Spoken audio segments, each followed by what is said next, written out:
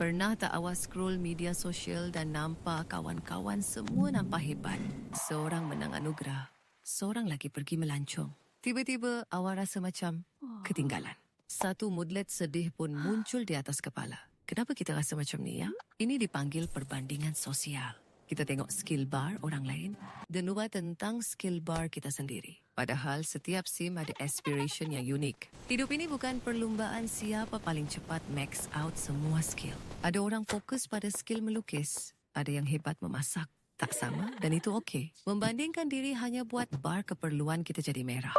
Jadi apa yang patut kita buat?